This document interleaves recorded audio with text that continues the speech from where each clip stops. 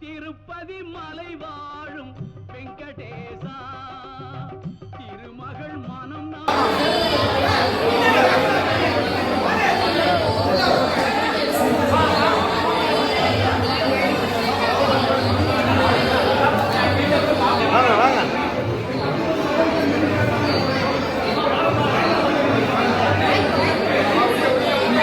அங்க இருக்கும் இந்த கல்கரடன் அங்கிருந்து இங்க எடுத்துட்டு வந்துருக்காங்க.